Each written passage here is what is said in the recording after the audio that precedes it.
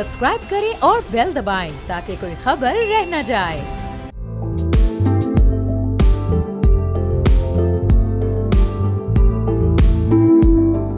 अस्सलाम वालेकुम, मैं हूं बाब जहांगीर। आप देख रहे हैं प्रोग्राम व्यापार। पाकिस्तान स्टॉक एक्सचेंज में इस हफ्ते भी पहले कारोबारी दिन का अख्ताम बहुत ज़्यादा दबाव में हुआ है और 100 इंडेक्स में आज 4,687 पॉइंट्स की बड़ी कमी हुई और उसके बाद इंडेक्स 1,50,000 से भी नीचे चला गया। 1,49,178 पॉइंट्स पर आकर ये बंद हुआ। हम लास्ट मंडे की बात करें या उससे लास्ट मंडे, तो वहाँ भी हमने बहुत ज़्यादा गिरावट देखी थी। ट्रेडिंग के दौरान मजमूई तौर पर मार्केट में तकरीबन 3% की कमी देखी गई, जो पिछले मंडे को ऑलमोस्ट 8% और उससे पिछले 10-11% की कमी के साथ शुरू हुआ था। अब मार्केट में शदीद मंदी की जो बड़ी वजह है वो ज़ाहिर मशरिक़ वस्ती की कशीदा सूरत हाल है, जिसकी वजह से इस वक्त आलमी तौर पर तेल की कीमतें $100 फी बैरल से आगे बढ़ चुकी हैं। मार्केट में ज़्यादातर कंपनीज़ के शेयर्स दबाव में ही रहे हैं। 90 कंपनीज़ के शेयर्स में इजाफा तो हुआ, लेकिन 324 कंपनीज़ के शेयर्स में हमने कमी रिकॉर्ड होते देखी है। अब इससे वाज़े होता है कि इस वक्त इन्वेस्टर्स का एतमाद किसी हद तक कमज़ोर है और जो सेलिंग ट्रेंड है वो बहुत ज़्यादा डोमिनेंट रहा है। अब अगर हम थोड़ा सा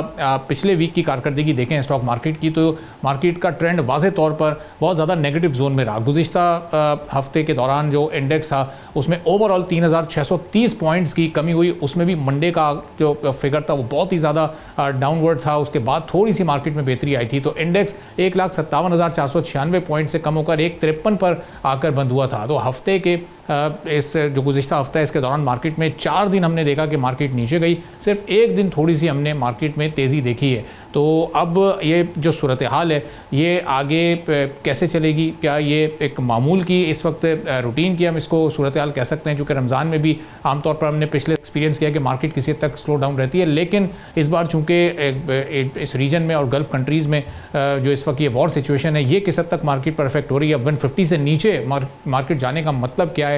क्या वाकई मार्केट दोबारा रिकवर कर पाएगी या नहीं? इस पर हम बात करेंगे। एहसन मेहनती साहब MD एंड CEO हैं आरिफ हबीब कम्युनिटीज़ के, हमारे साथ मौजूद हैं। एहसन साहब, बहुत शुक्रिया प्रोग्राम के लिए आपने वक्त निकाला। अब कहाँ मार्केट को 2 लाख के इंडेक्स की तरफ बढ़ता हुआ देख रहे थे और कहाँ ये 150 से भी हम नीचे आ गए कुछ ही दिनों में। तो ये इस वक्त सूरत हाल आप ओवरऑल कैसे जज कर रहे हैं? आने वाले दिनों में क्या होगा? देखें, ये जो हम देख रहे हैं इन्फ्लेशन के जो पर्सपेक्टिव हैं, आज हमने देखा कि ट्रेजरी बॉन्ड की यील्ड्स भी 11.5% पर गई हैं। तो जाहिर है ये फियर्स रिसीड होने में कुछ वक्त लगेगा। इस वक्त इन्फ्लेशन के भी फियर्स हैं, साथ में हम देख रहे हैं मिडल ईस्ट कॉन्फ्लिक्ट जो उसका मेजर रीज़न है, जिसमें इंटरनेशनल ऑयल प्राइसेस के अंदर इजाफा हुआ और हमने देखा कि लोकल ऑयल प्राइसेस के अंदर भी इजाफा देखा गया। आई थिंक कि इसमें कुछ हद तक हमने कोशिश भी की है गवर्नमेंट लेवल तक के इस इन्फ्लेशन को रोक सकें। हमने ऑयल प्राइसेस को नहीं बढ़ाया, जो जिसका खदशा है कि आने वाले वक्तों में उसका करंट अकाउंट डेफिसिट पे इम्पैक्ट आएगा।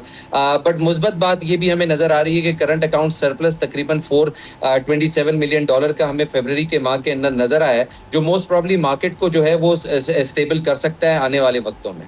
अच्छा, हमने देखा कि स्टाफ लेवल एग्रीमेंट हमारा IMF के साथ नहीं हो सका। पॉलिसी रेट में जो कमी एक्सपेक्टेड थी वो इन मौजूदा हालात की वजह से वो कमी भी नहीं हो सकी और अब ये भी खदशा है कि शायद आने वाले दिनों में पॉलिसी रेट कहीं बढ़ ही ना जाए। ये सारी चीज़ें मिलकर मार्केट को इस वक्त कितना नेगेटिव जोन में ले जा रही हैं? बहुत इस वक्त लिमिटेड हुई है मार्केट में बाइंग। देखिए, प्रेशर बिल्कुल मार्केट के अंदर है, लेकिन एक मुस्बत बात यह है कि इंटरनेशनल मार्केट्स तेज हो रही हैं, यानी कि ग्लोबल इक्विटीज तेज इस बेसिस पर भी हो रही हैं कि कुछ ट्रंप ने जो है कोलेशन की बात की है, हेल्प की बात की है। इसको लेके हमने देखा है कि इंटरनेशनल ऑयल प्राइसेस के अंदर भी इस वक्त जो है गिराव देखा जा रहा है और फिर इंटरनेशनल मार्केट जो है इक्विटीज स्पेशली उसके अंदर पॉजिटिविटी देखी जा रही है। तो आने वाले वक्तों में अगर ये कोई गैंग बन के जो है वो अगेंस्ट ईरान जाती है सिचुएशन, तो मोस्ट प्रॉब्ली इसमें कोलिशन पार्टनर्स बन सकते हैं और फिर कोई एंड नजर आ रहा है इस कॉन्फ्लिक्ट का। अनलेस ये कोई कोई गैंग नहीं बनता है या फॉर एग्जांपल कोई कोलिशन नहीं बनती, जब तक ये अनसर्टेनिटी बहरहाल मार्केट के अंदर रहेगी और इंटरनेशनल मार्केट जो है वो प्रेशर में रहेंगी। तो ऐसा ये हर वीक की ओपनिंग इतनी ज़्यादा डाउनवर्ड क्यों हो रही है? हमने देखा लास्ट मंडे कोई 12-13 हज़ार पॉइंट्स की कमी रही, फिर उससे जो पिछला मंडे था उसमें हमने कोई 15-16 हज़ार पॉइंट्स की डे वन ही कमी देखी थी। ये पहले दिन इतना शेकी क्यों है इन्वेस्टर्स का एतमाद? देखिए इस वीक तो इसलिए प्रेशर बेसिकली रहा कि फ्राइडे एक मार्केट के लिए जुमतुल विदा का एक क्लोज था, बट जाहिर है इसमें इंटरनेशनल ऑयल प्राइसेस के अंदर इजाफा इतना ज़्यादा हुआ है कि इन्फ्लेशन जो फियर्स हैं वो मार्केट के अंदर रहे। हमने देखा 105 बैरल पर दोबारा गई जो ऑयल प्राइसेस थी जो इससे पहले $122 पे गई थी और फिर वहाँ से करेक्शन जो है $75-80 की तरफ आई थी। बस ये दोबारा से जो ऑयल प्राइसेस का बढ़ना है, आई थिंक ये मार्केट ने उसको काफ़ी ज़्यादा सीरियस लिया है और मिडल ईस्ट कॉन्फ्लिक्ट चूंकि बढ़ता जा रहा है उसमें काफी ज्यादा फियर्स हैं कि इन्फ्लेशन पाकिस्तान में काफी ज्यादा बढ़ जाएगी और इन्फ्लेशन के बढ़ने के बाद इंटरेस्ट रेट जो है वो हमें जो नजर आए इस वक्त पॉलिसी अनाउंसमेंट जो आया वो तो स्टेटस को था जो मार्केट के लिए मुस्बत साबित हुआ, लेकिन आने वाले पॉलिसी अनाउंसमेंट बहरहाल हमने देखा कि जो गवर्नमेंट बॉन्ड की यील्ड्स हैं उसमें अब इजाफा हुआ है तकरीबन 100 बेसिस पॉइंट का और वो 11.5% हो गई है। और एज अब ये वॉर सिचुएशन या ऑयल प्राइसेस इस वक्त ऐसा लग रहा है कि इस रीजन में भी और शायद पूरी दुनिया में सबसे ज़्यादा ही पाकिस्तान को हिट कर रही हैं। रीजन के दूसरे कंट्रीज़ में भी क्या यही सिचुएशन है स्टॉक मार्केट्स की या ऑयल प्राइसेस की कि हमने डे वन ही 55 रुपीज़ का उसमें इजाफा कर दिया? हमारी स्टॉक मार्केट कभी 16,000 कम हो रही है, कभी 13,000 कम हो रही है, इतने बड़े बड़े डाउनवर्ड ट्रेंड शो कर रही है। तो ये हम क्यों सबसे ज़्यादा मुतासर हो जाते हैं और सबसे पहले मुतासर हो जाते हैं इस सिचुएशन से? देखिए बिल्कुल अगर आप क्रिटिकली इसको देखें तो हमने तो अपनी सप्लाईज को इम्प्रूव किया है और जाहिर है हमारे 28 डेज की जो टाइम पीरियड था जिसकी इन्वेंट्री हमारे पास थी उसको हमने एक्सीड करके 35 डेज की तरफ भी अब ले गए हैं और हमारे स्पेशली जो हमारे शिप्स हैं वो हॉर्मुज से जो है वो निकल भी रहे हैं यानी कि पास थ्रू हो रहे हैं और जो 70-80 जो है वो शिप्स होते थे पास पर डे के हिसाब से वो नहीं हो पा रहे, यानी कि दूसरे जो कंट्रीज हैं उन पर ज़्यादा इम्पैक्ट पड़ा है कंपेरेटिवली। पाकिस्तान काफ़ी ज़्यादा सेफली हर तरीके से खेल रहा है, तो आई थिंक कि इस हिसाब से पाकिस्तान में मुतासिर जो सिचुएशन है वो कम होनी चाहिए, बट इन्फ्लेशन जो है बहरहाल जो है हमारे इंटरेस्ट रेट जो है वो इस वक्त आप एक्सपेक्टेड है कि जो बढ़ चुके हैं।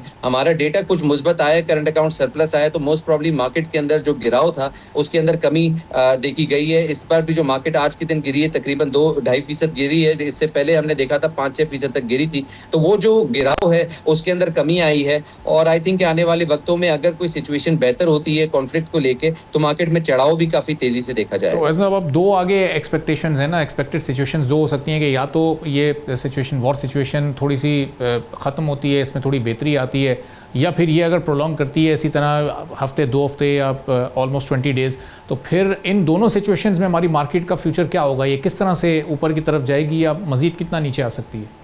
देखिए ऑयल प्राइसेस का इस वक्त गिरना जाहिर है ये एक मुस्बत बात है। ऑयल प्राइसेस के अंदर करेक्शन आज देखा जा रहा है, आई थिंक ये मार्केट इसको थोड़ा मुस्बत लेगी, specially economic point of view से। जहां पे हम एक्सपेक्ट कर रहे थे करंट अकाउंट डेफिसिट नजर आएगा, वहां पे हमने $427 मिलियन का सरप्लस देखा है फरवरी माह में। तो तवक्कुआत यही है कि पाकिस्तान की रेमिटेंसेज इंटैक्ट रहेंगी, यानी कि उनकी ग्रोथ, तवक्कुआत यही है कि करंट अकाउंट सरप्लस ही रहेगा या मोस्ट प्रॉब्ली थोड़े बहुत डेफिसिट के अंदर हम सिचुएशन को संभाल लेंगे। तो इकोनॉमिक डेटा अगर मुस्बत रहा तो मार्केट के अंदर सपोर्ट रहेगा। अनफॉर्चुनेटली हमने देखा है कि गवर्नमेंट बॉन्ड की यील्ड्स जब बढ़ती हैं तो वहां पे इन्वेस्टर्स की जो है रुझान यानी कि फिक्स इनकम की तरफ ज्यादा हो जाता है, तो ये मार्केट के लिए थोड़ा सा नेगेटिव होता है। तो मार्केट में थोड़ी बहुत करेक्शन एक्सपेक्टेड है आने वाले वक्तों में, बट हम एक्सपेक्ट करते हैं कि जैसे ये कॉन्फ्लिक्ट जो है रिसीड होता है, इसके फियर्स रिसीड होते हैं, वहां पे इन्फ्लेशन के जो फियर्स हैं वो भी रिसीड होंगे और मोस्ट प्रॉब्ली ऑयल प्राइसेस के अंदर भी लोकली करेक्शन और ये जो ग्रोथ थी एहसन साहब, जो हमने 191 के लेवल को भी टच किया, ये ऑर्गेनिक थी, चूंकि जब भी इतनी तेजी के साथ ग्रोथ होती है तो एक परसेप्शन आता है कि ये एक बबल है और इस बबल ने ब्लास्ट होना है और फिर मार्केट ने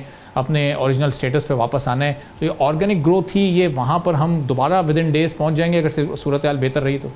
देखिए वो ग्रोथ बेसिकली वो बेसिस उसका ये था कि आगे पॉलिसी रेट सिंगल डिजिट में देख रहे थे, क्योंकि इन्फ्लेशन हमने देखा था कि वो 5.8% आई थी। अब इन्फ्लेशन आने वाली जो है वो हम नजर आ रही कि वो डबल डिजिट की तरफ चली जाएगी, तो अनफॉर्चुनेटली पॉलिसी रेट भी उसी रुख जो है वो चले गए हैं। तो आई थिंक कि मेजर जो इम्पैक्ट मार्केट में उस लेवल पर था वही एक्सपेक्टेड था कि पॉलिसी रेट के अंदर कटौती होगी। अब इस वक्त एक्सपेक्टेशन है कि पॉलिसी रेट के अंदर इजाफा होगा, जिसकी वजह से मार्केट ने जो है मेजर करेक्शन तकरीबन 50,000 पॉइंट का ले लिया है। आने वाले वक्तों में जो है मार्केट स्पेशली देखेगी कि पॉलिसी रेट का रुझान क्या है, इंटरनेशनल ऑयल प्राइसेस किस रुख में जाती हैं। और आई थिंक कि जिस तरह से आपने कहा कि पाकिस्तान को रिलेटिवली कम फियर है, अगर आप देखें तो हमारी जो इन्वेंट्री जो है ऑयल की वो मुस्बत है। अगर आप देखें तो फार ईस्ट को भी प्रॉब्लम है और फिर जाहिर है पूरे जो रीजन है मिडल ईस्ट का उसको भी प्रॉब्लम है ऑयल सप्लाईज का, और इंडिया को भी प्रॉब्लम है हमारे नेबरिंग कंट्री में। तो आई थिंक कि इसका इम्पैक्ट पूरी दुनिया में ज्यादा है, पाकिस्तान में कम है, और पाकिस्तान में ग्रेजुअली जो है वो कैपिटल मार्केट्स के अंदर इम्पैक्ट इसका कम नजर आएगा।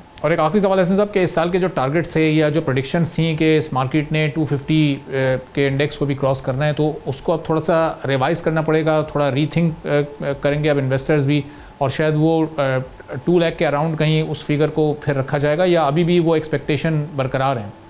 देखिए वो प्रोस्पेक्टिव पीरियड में हम देखेंगे आने वाले वक्तों में, मोस्ट प्रोबब्ली 2027 के अंदर वो टारगेट्स अचीव होंगे। हमें जो है ये अनएक्सपेक्टेड थी ये वॉर, इसका इम्पैक्ट भी ज़ाहिर है, जो ऑयल प्राइसेस बढ़ती हैं तो इन्फ्लेशन बढ़ती है, इंटरेस्ट रेट बढ़ता है, जो कैपिटल मार्केट के लिए नेगेटिव साबित होते हैं। तो आने वाले वक्तों में वी रियली नीड टू सी कि अगर ये वॉर जो है किसी तरह से कॉन्फ्लिक्ट खत्म हो जाता है तो दोबारा इन्फ्लेशन जो है वो कम एक्सपेक्टेडली नजर आएगी और हमें इंटरेस्ट रेट कम होते हुए नजर आएंगे, जिसमें आइडियली बहुत कम टाइम पीरियड के अंदर मार्केट ने दोबारा शूट अप करना है। बहुत बहुत शुक्रिया एहसन मेहनती साहब, MD and CEO Arif Habib commodities हमारे साथ मौजूद थे, और अच्छी इस वक्त वो रख रहे हैं कि मार्केट ने दोबारा रिकवर करना है, और आने वाले दिनों में जैसे जैसे ये जंगी हालात और जंगी कशीदगी में कमी वाक़ होगी, मार्केट हमारी दोबारा से बेहतरी की तरफ जाएगी। एक ब्रेक लेंगे, ब्रेक के बाद वापस आएंगे, एक और आम मौजूद पर बात करेंगे।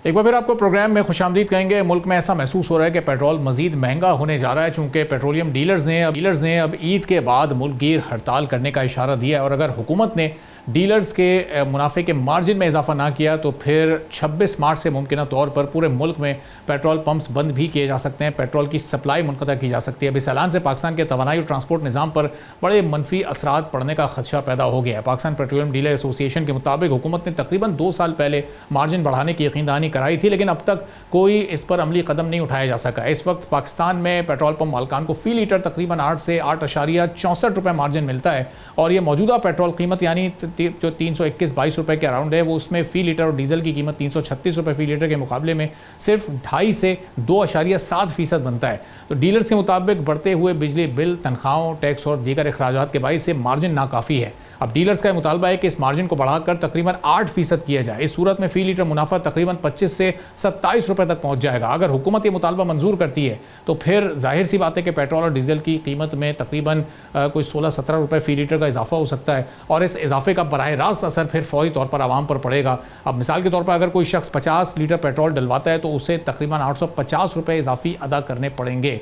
तो अब इकनॉमिक एक्सपर्ट्स के मुताबिक इससे ट्रांसपोर्ट के अखराजात भी बढ़ेंगे और फिर महंगाई में भी 5 से 6% इजाफा हो सकता है। अब डीलर्स ने हालिया 55 रुपये फ़ी लीटर पेट्रोलियम में इजाफे पर भी उन्होंने उसका एक क्रिटिकल एनालिसिस किया, शदीद तनकीद किया। उनका इल्ज़ाम है कि कुछ ऑयल मार्केटिंग कंपनीज़ ने कीमत बढ़ने से पहले इस फ्यूल को स्टोर कर लिया था और बाद में महंगे दामों फ़रोख्त करके फिर अरबों रुपए उनकी जानिब से कमाए गए हैं। अब अब्दुल समी खान साहब, chairman all Pakistan petroleum dealer association, हमारे साथ मौजूद हैं। उनसे पूरी बात करेंगे कि कब से वो ये स्ट्राइक करने जा रहे हैं और फिर ये मुकम्मल तौर पर स्ट्राइक होगी तो हालात क्या पैदा होंगे। बहुत शुक्रिया अब्दुल समी खान साहब, प्रोग्राम के लिए आपने वक्त निकाला। अब आपकी डिमांड्स क्या हैं, और फिर अगर वो डिमांड्स नहीं पूरी होती हैं अब्दुल समी साहब, तो फिर क्या करने जा रहे हैं आप लोग? आवाज़ ये हल्की है, आवाज़ तेज कर दे। अच्छा अब्दुल समी साहब, मैं कह रहा हूँ कि अब आप लोग ये जो डिमांड आप लोगों ने की है अपने प्रॉफिट मार्जिन को बढ़ाने की, कितना प्रॉफिट मार्जिन बढ़ाना है, आप लोगों की डिमांड क्या है एक्चुअली, और अगर गवर्नमेंट एज इट इज़ इसको नहीं मानती, तस्लीम करती, तो फिर क्या करने जा रहे हैं आप लोग? देखिए, हमने तो अभी तारीख का ऐलान 26 तारीख को करेंगे, अभी हमने कोई तारीख का ऐलान नहीं किया है। अच्छा। और हम पूरे पाकिस्तान को साथ लेके चलते हैं। मैं पूरे पाकिस्तान का हूँ, खुद डिसाइड कर नहीं सकता हूँ। मसला ये है कि अभी तो ये पेट्रोल दे रहे हैं, मगर मुझे उम्मीद नहीं है कि ये प्राइस बढ़ती रहेगी और ये देते रहेंगे। प्राइम मिनिस्टर साहब तो कहते हैं कि साहब इकनॉमी करो, इकनॉमी। भाई हमारे वहाँ तो इकनॉमी का सवाल ही नहीं है, जो आएगा हम उसको तो पेट्रोल देंगे। हम न पब्लिक को तकलीफ देना चाहते हैं, और जो गरीब लोग हैं उनके साथ हमें बड़ी हमदर्दी है। और हमने जब शॉर्टेज थी तो हमने डीलरों को कह रख दिया था कि आपको जितना पेट्रोल मांगेंगे जब तक ड्राई ना हो जाए, जब तक आप पेट्रोल देते रहे। सही।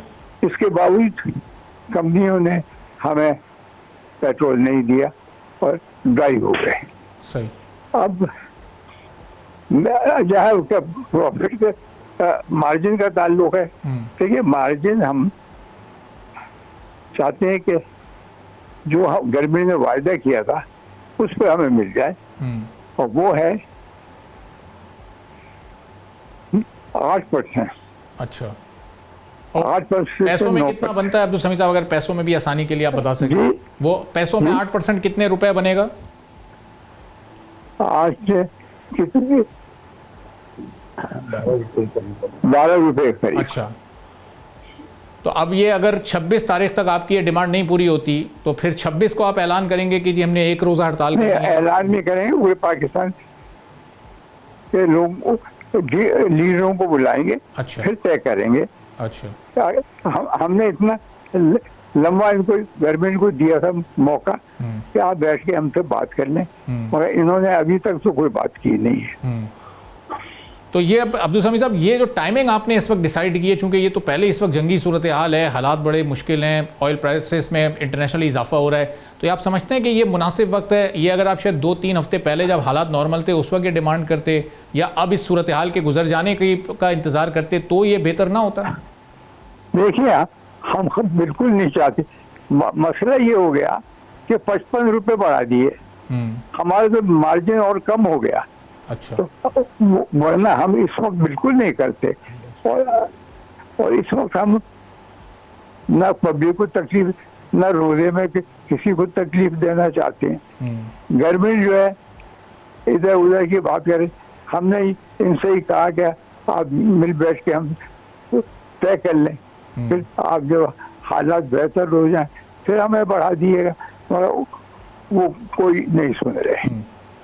तो अब ये जो डिमांड आपकी अगर ये गवर्नमेंट मानती भी है तो फिर उससे भी पेट्रोल प्राइस मजीद बढ़ेगी ज़ाहिर है। अगर ये 12 रुपये का इसमें इजाफा होता है तो ये पहले ही जो लेवी और मुख्तलिफ चार्जेस और मुख्तलिफ ड्यूटीज मिला के 100 रुपये ऑलमोस्ट हर बंदा पे कर रहा है, वो शायद 55 रुपये बढ़ा सकते हैं, तो 12 की जगह ये हमें और कम दे दें।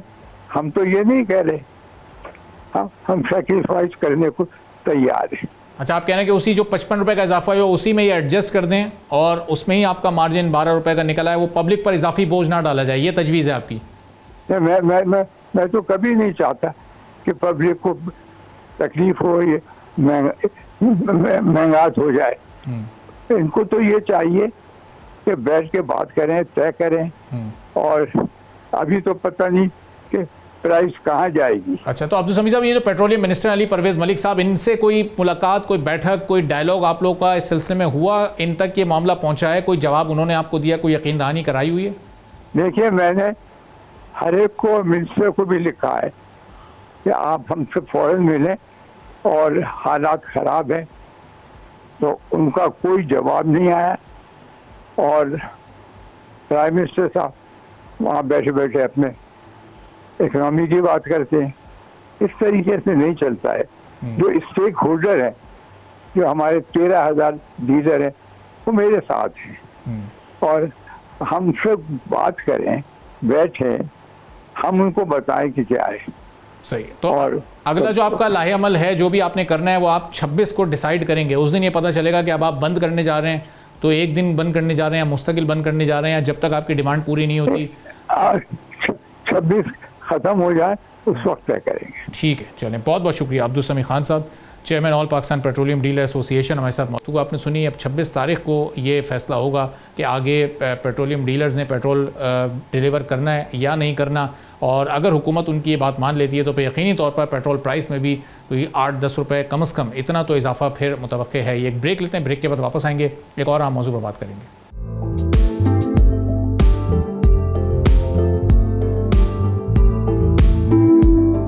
एक बार फिर आपको प्रोग्राम में खुशामदीद कहेंगे। पाकिस्तान में हालिया 5G स्पेक्ट्रम नीलामी मुल्क की डिजिटल मईशत के लिए एक अहम डेवलपमेंट समझी जा रही है। इस नीलामी के जरिए हुकूमत ने तकरीबन 507 से 510 मिलियन डॉलर भी हासिल किए और मुल्क में तेज़ रफ्तार इंटरनेट के एक नए दौर की बुनियाद भी रखी है। अब इस अमल की निगरानी पाकिस्तान टेलीकम्युनिकेशन अथॉरिटी और फ्रिक्वेंसी एलोकेशन बोर्ड ने की है, जबकि दीगर सरकारी इदारों, सिक्योरिटी इदारों ने भी इसमें भरपूर तरीके से ताउन किया है।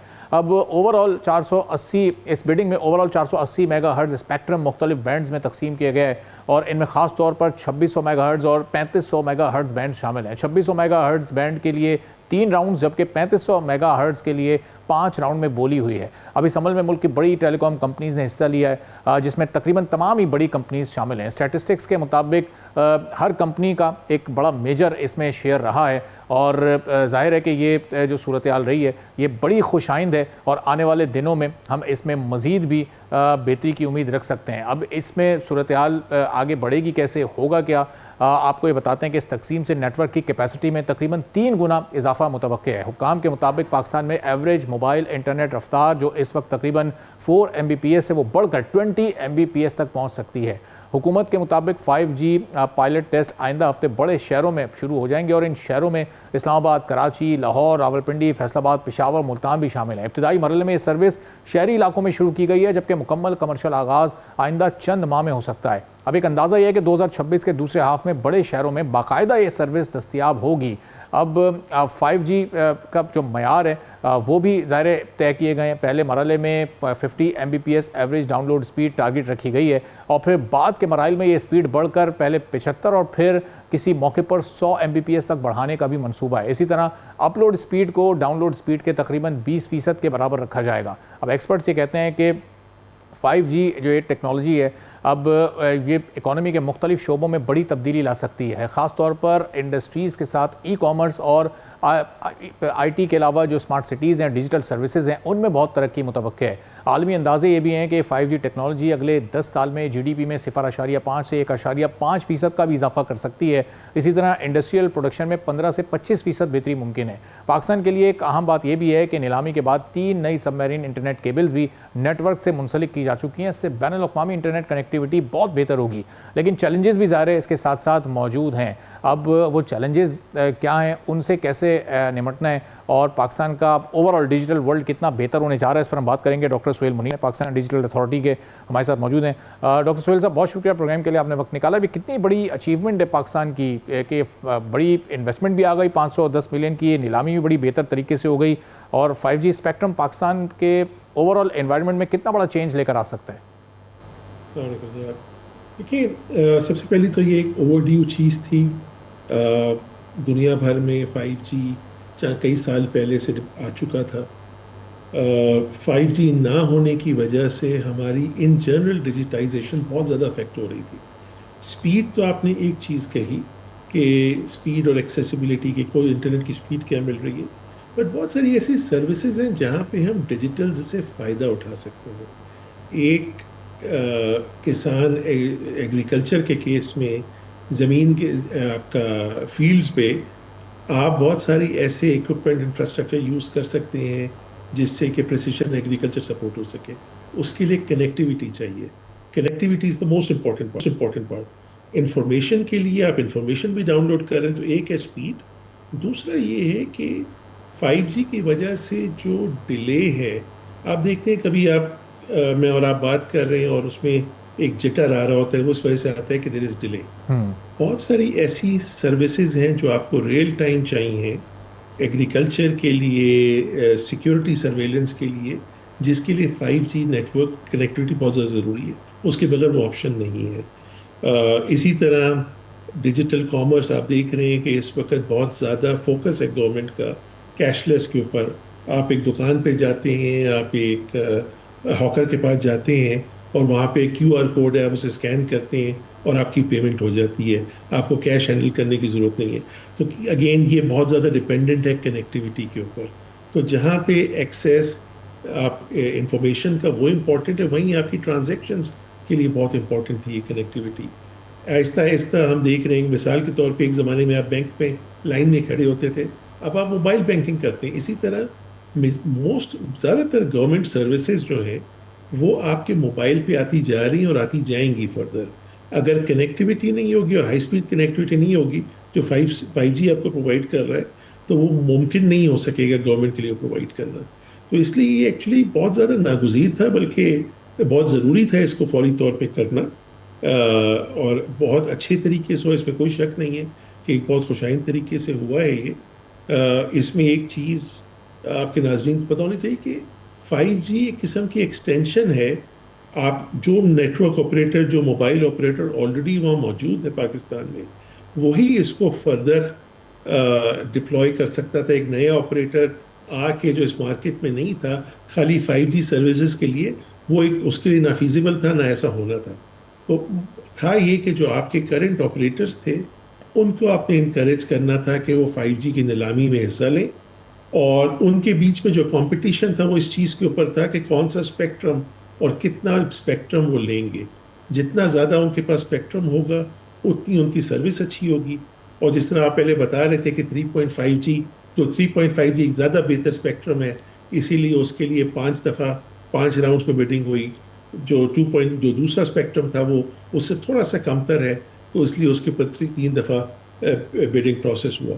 बट कंपटीशन इसमें था कि कौन सबसे ज़्यादा स्पेक्ट्रम लेके जा सकता है, क्योंकि उनकी सर्विसेज फिर उतनी ही बेहतर होगी। तो सुल साहब, ये आगे चलकर हमारे आईटी सेक्टर को, हमारे ई कॉमर्स सेक्टर को, हमारे उन फ्रीलांसर्स को जिनको इंटरनेट कनेक्टिविटी की बड़ी शिकायत रहती थी, अब ये उनकी शिकायत किस तरीके से दूर होगी और ये सेक्टर्स कितना ग्रो कर सकेंगे इस 5G स्पेक्ट्रम के नतीजे में? देखिए, हर सेक्टर के अंदर डिजिटाइजेशन का एक बड़ा मेजर इम्पैक्ट है। हमने ये देखा है दुनिया में कि एग्रीकल्चर सेक्टर को लेकर डिजिटाइजेशन से जहाँ जहाँ पे हमारे जैसी इकोनॉमीज़ में डिजिटाइजेशन हुई है, वहाँ पे यील्ड 25% से ज़्यादा बढ़ी है। हमारे यहाँ एग्रीटेक के पायलट्स हुए, कुछ स्टार्टअप्स ने किए कुछ सेक्टर्स में, और उनको अप टू 40% प्रोडक्टिविटी इम्प्रूवमेंट मिली। एसएमई सेक्टर को देखते हैं, एसएमई सेक्टर के डिजिटाइजेशन से तकरीबन 40% एक्सपेक्टेड एंटिसिपेटेड प्रोडक्टिविटी इम्प्रूवमेंट है। तो हर सेक्टर में एग्रीकल्चर, हेल्थ, आपका एजुकेशन, आप देखेंगे कि डिजिटाइजेशन से, डिजिटल ट्रांसफॉर्मेशन से एक सिग्निफिकेंट इम्पैक्ट आता है। और जहाँ पे डिजिटाइजेशन में सबसे इम्पॉर्टेंट चीज़ है वो एक एक्सपीरियंस जो आपने क्रिएट करना है, और टेक्नोलॉजी वो इम्पॉर्टेंट है, बट वो मरहून डिपेंडेंसी है उस पर दो चीज़ों के ऊपर, एक डिवाइस के ऊपर और दूसरी कनेक्टिविटी के ऊपर।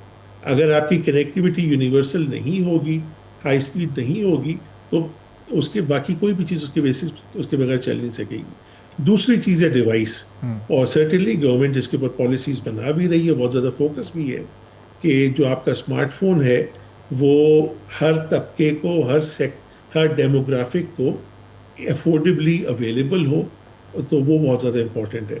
एंड लेट्स नॉट फॉरगेट कि अब एक मेजर डिसरप्शन भी आ रही है जो एआई की वजह से आ रही है। तो एआई के लिए भी जो एआई की कैपेबिलिटीज़ आपने जिनसे बेनिफिट लेना है, उसमें connectivity 5G becomes very important. जितना कम डिले होगा उतनी बेहतर आपको सर्विसेज एआई को की मिलेंगी। और अब जिस तरह की एप्लीकेशंस इवॉल्व हो रही हैं, in a way AI is becoming your companion in everything that you do, including ऐसे सेक्टर जो कि बहुत ज़्यादा मैनुअल है। फार्मर एग्रीकल्चर को लेते हैं, कब आपने सोइंग करनी है, आपको वो information becomes very important in improving productivity. दूसरी चीज़ access to market places, agriculture market places हैं, आपके पास रियल टाइम मार्केट प्लेसेस की इंफॉर्मेशन है, प्राइसिंग इंफॉर्मेशन है, that becomes very important in improving including the overall productivity. तो ये आपको हर सेक्टर में देखेंगे। दूसरी चीज़ ये है कि ऑलरेडी हम देखते हैं कि जो आपके आर्टिसंस हैं, दस्तकार हैं, हैंडीक्राफ्ट, ये आपका वो इंडस्ट्री है, एक कॉटेज इंडस्ट्री है।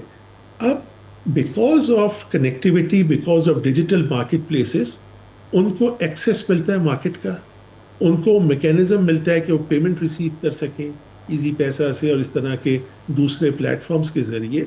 तो ये कनेक्टिविटी के ऊपर ही मरहून मिन्नत है और डिपेंडेंट है कनेक्टिविटी के ऊपर।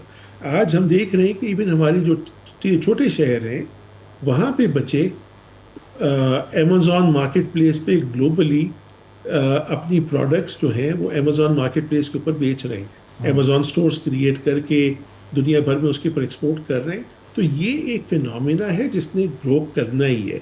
It's a whole new economy that is rising. एक बहुत इंपॉर्टेंट चीज़ ये है कि जिसे हम डिजिटल इकोनॉमी कह रहे हैं, दो तरह से है। एक ये है कि हमारी इकोनॉमी को डिजिटाइज किया जाए जो करंट इकोनॉमी है, दूसरा ये कि नए इकोनॉमिक एक्टिविटीज़ हैं जो पहले नहीं मौजूद थे। तो ये जो डिजिटल इकोनॉमी है दुनिया भर में ये 2.5 टाइम्स तेजी से ग्रो कर रही है ट्रेडिशनल इकोनॉमी से। और पाकिस्तान में एक्सपेक्टेड है कि इस वक्त हमारा ये नंबर 10% से भी कम है, और पाकिस्तान डिजिटल अथॉरिटी का एक टारगेट है कि हमारी जो डिजिटल इकोनॉमी है ये 2030 में, अगले 4 साल बाद, it should be somewhere around 20% of our total economy, and by 2047 जब हमारा सेंटेनियल है तो this should be around 50% of our total economy. तो in order to achieve this, ये एक बड़ा पहला छोटा सा एक स्टेप था जो बहुत ज़रूरी था, जिसके बगैर digital economy vision could not be achieved. और सुल साहब, ये जो टारगेट का आपने जिक्र किया, इसकी तरफ जो पेशकदमी है आपकी पाकिस्तान डिजिटल अथॉरिटी की, वो स्मूथ अंदाज से जारी है? विद इन टाइम लिमिट ये टारगेट अचीव हो जाएगा? जी देखिए, हम पाकिस्तान डिजिटल अथॉरिटी एक इदारा है जो कि अभी बहुत रिसेंटली बना है। हम सही मायने में 16 सितंबर 2025 को फाल हुए थे जब हमने काम शुरू किया था, और प्राइम मिनिस्टर की तरफ से बड़े की टारगेट्स थे। एक ये था कि हमने डिजिटल इकॉनमी को इनेबल करना है यूथ के लिए। ख़ास तौर पे अगर हम यूथ देखते हैं तो हम, मेरे ख्याल में, 7वें, अगर हमारी खाली आप यूथ को कंसिडर करें तो हम दुनिया का 7वां या 8वां बड़ा मुल्क बनते हैं। और सबसे इम्पॉर्टेंट चीज़ ये है कि उनके लिए जो नए मौके हैं एम्प्लॉयमेंट के, और एम्प्लॉयमेंट जनरेशन के ख़ास तौर पे, और इकोनॉमिक एक्टिविटी के, वो basically new means of business से आने जो कि डिजिटल इकॉनमी से थे। दूसरी चीज़ ये थी कि डिजिटल सोसाइटी, आपके पास डिजिटल टेक्नोलॉजी के आपके अराउंड जो हो रहा है, आपके पास एक्सेस हो, उसकी एजुकेशन हो, ताकि आप उससे बेनिफिट उठा सकें, और सेफली। जहाँ पे डिजिटाइजेशन हो रही है वहाँ पे क्योंकि नए तरीके आ रहे हैं, तो फ्रॉड के भी नए तरीके हैं, ऑनलाइन हार्म के भी बड़े इश्यूज हैं। एक बच्चा जो है वो पबजी की वजह से जाके खुदकुशी कर लेता है, लेट्स से, राइट। और कैसे उसको, इस सेक्टर को प्रोटेक्ट करना है कि दूसरे प्लेटफॉर्म्स आपको अब यूज़ ना कर सकें, आपको एडिक्ट ना कर सकें इस टेक्नोलॉजी से। तो ये भी एक मैंडेट था जो पाकिस्तान डिजिटल अथॉरिटी का था। और तीसरा जो बहुत इंपॉर्टेंट चीज़ थी कि गवर्नेंस को रीइमेजिन करें। मैं क्यों जाऊं अपने बेटे का बर्थ सर्टिफिकेट लेने किसी दफ्तर? गवर्नमेंट को पता है कि बच्चा पैदा हुआ है, अस्पताल को पता है, क्यों नहीं सिस्टम उस वक्त ऑटोमेटिकली वो आपको इशू करे? सो दिस होल आइडिया कि प्रोएक्टिव गवर्नेंस जो है ये बहुत इंपॉर्टेंट है। तो एक विजन है कि from red tape to red carpet, कि आप बेसिकली गवर्नमेंट सर्विसेज को बिल्कुल सीमलेस करें। मेरे लिए गवर्नमेंट हर वक्त ओपन है। मैं अपने मोबाइल पे जाता हूँ, अपनी जो Pakistan super app Pakistan government की खोलता हूँ, जो मुझे सर्विसेज चाहिए वो मैं लेता हूँ। आज मिसाल के तौर पे नादरा का शनाख्ती कार्ड रिन्यू कराने के लिए शायद ही किसी को दफ्तर जाना पड़ता है नादरा के। आप उसकी ऐप पे जाते हैं, वहाँ से अप्लाई करते हैं, और क्या कहते हैं, आपको आपके घर पे अगर वो रिन्यू हो रहा है तो आपके घर पे आईडी कार्ड डिलीवर हो जाता है। यही वो टाइम था कि शनाख्ती कार्ड लेने के लिए, रिन्यू कराने के लिए आप दफ्तरों में धक्के खा रहे होते थे। तो एक नया एरा इवॉल्व हो रहा है डेफिनेटली, और जो कि डिजिटाइजेशन से इनेबल हो रहा है। तो पीडीए के ऑब्जेक्टिव्स में ये 3 चीज़ें बहुत इंपॉर्टेंट थी जी। कि एक, डिजिटल इकॉनमी को इनेबल करना, दूसरा डिजिटल सोसाइटी को सेफली अवेलेबल करना, और तीसरा गवर्नेंस को सीमलेस करना, पेपरलेस किया जाए गवर्नमेंट को, और ताकि फ्रॉड ना हो सके। और फिर मुझे सिस्टम को पता है, मैं एक ट्रांजैक्शन करने जाता हूँ, 10 दफ़ा फोटोकॉपियाँ करा के मैं 10 डिफरेंट दफ्तरों को क्यों जाके वो अपने कागजात दूँ? ठीक। जबकि ऑलरेडी सिस्टम के पास वो रिकॉर्ड मौजूद है, तो मुझे क्यों बार बार वो देना पड़े? और जितने ज़्यादा टच पॉइंट्स कम होंगे उतनी करप्शन कम होगी। तो ये 3 बड़े क्रिटिकल मैंडेट्स थे। बट उसके अलावा जो एक बहुत इंपॉर्टेंट चीज़ है, दैट इज़ एआई। देखिए, आप अपने अराउंड देख रहे हैं, आप खुद जर्नलिस्ट हैं, आप देखते हैं कि आपकी इंडस्ट्री में कितनी डिस्ट्रप्शन आई है कि अब जो है ये प्रोग्राम्स वो ऑलरेडी एआई जनरेट कर लेगी। ये एक जहाँ पे इसका बेनिफिट बहुत है, वहाँ इसके रिस्क्स भी बहुत ज़्यादा। बिल्कुल। सबसे बड़ा रिस्क जो है वो मिस इन्फॉर्मेशन का है। How do you actually tackle that? कि और अब मुश्किल से मुश्किल होता जा रहा है फेक न्यूज़, और उसे कैसे प्रिवेंट करना। सही। तो एटलीस्ट ये जो इसका रेगुलेशन, ये इसकी गवर्नेंस है, regulation is the wrong word, कि आर्टिफिशियल इंटेलिजेंस की गवर्नेंस के कैसे हमारा मुल्क उससे बेनिफिट कर सके और जो उसके रिस्क्स हैं उससे बचा जा बिल्कुल सके। सही। बहुत बहुत शुक्रिया ये डॉक्टर जो सुहेल मुनीर साहब। जिम्मेदारी है बहुत बहुत शुक्रिया डॉक्टर सुहेल मुनीर साहब, चेयरमैन पाकिस्तान डिजिटल अथॉरिटी, हमारे साथ मौजूद थे। गुफ्तगू आपने सुनी। इसी के साथ नाज़रीन आज के प्रोग्राम से इजाज़त दीजिए। अल्लाह हाफ़िज़।